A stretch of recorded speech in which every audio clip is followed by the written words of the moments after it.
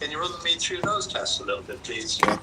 Step 41 done. So, as we were talking earlier, the main motivation for flushing seems to be people's experience with smoking. So we thought, well, we better include that in the test and see if people really have a different experience with the material that was flushed for 14, 10, 7, or 0J. So we invited a bunch of people. I think we had about 65 taste test panelists in all. And we gave them different samples, and they knew that they'd been flushed for different periods of time. They just didn't know which one was which. So we asked them some questions. We had them sample it and ask them questions. What was the taste of it? Was it great, good, okay, or bad? So I only had 4 pieces left out of the bag 1. One's in visor, which we got one more guy like that to build. I might as well go ahead and get these stormtroopers out because they look like they're going to be fun. But they're in bag 2, so let's see how big bag 2 is going to be. And how much more playlist I got.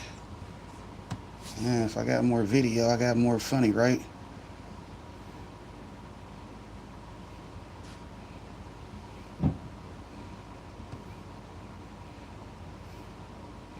Does flushing work?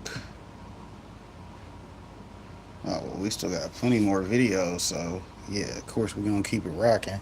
Y'all know Team DWC, we don't just get in here and do no lightweight stuff. But since we're done with bag 1, it is time to roll up. While y'all trying to scroll up, hey, hopefully you're twisting too.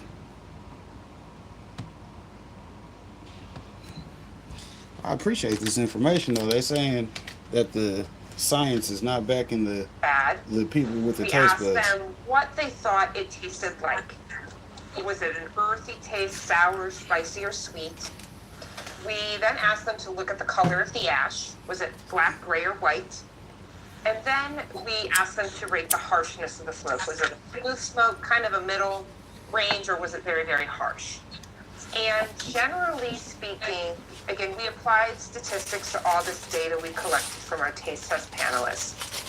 And according to that, people really did not have preferences for one flush sample over another. They didn't say that, the 14-day tasted better than the 0-day, or that the ash of the 14-day was more white than the 0-day. It was a fairly random responses based on flushing time. Yeah.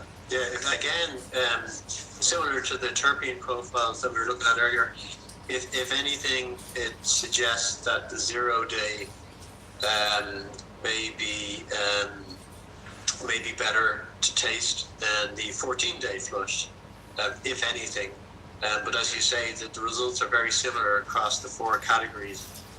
Of course, there are a lot of conspiracy theorists about, and not only will they be, imagining metallic tastes from whatever they're tasting, but they will also be suspicious about your motivations in terms of doing the test. One of them, an obvious one, is that surely these findings are to your advantage. That you're selling nutrient solutions, therefore convincing people to use more nutrient solutions is a benefit to your company, and you're going to be biased. What would you say to those terrible accusations? Hell yeah, that's what's up. First off, I appreciate the skepticism. Scully said he gonna be having him some pie coming up.